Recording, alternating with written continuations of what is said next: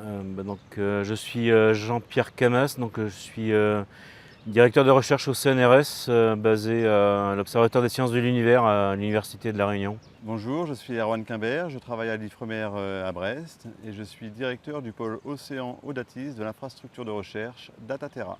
Et nous sommes tous les deux avec Jean-Pierre, coporteurs du projet ciblé Bridges Information. Donc on va collecter l'ensemble des observations, des connaissances qui vont être mises à la disposition des chercheurs pour travailler. Alors, les activités vont être découpées en 3 phases.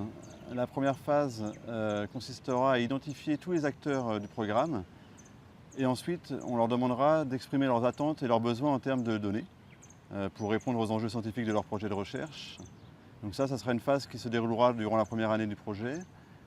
Ensuite, la deuxième phase consistera à produire l'architecture technique du système d'information qui va être déployé à l'Université de La Réunion, tout en cohérence et en interopérabilité avec les systèmes d'information déployés par l'infrastructure de recherche Dataterra. Et enfin, la troisième phase consistera à appliquer les principes FAIR, qui sont des principes de bonne gestion de données, qui garantissent la découverte des données, l'accessibilité des données, leur interopérabilité et leur réutilisation dans un contexte territorial du sud-ouest de l'océan Indien. Par données, on entend à la fois des données numériques, mais aussi des outils, des logiciels.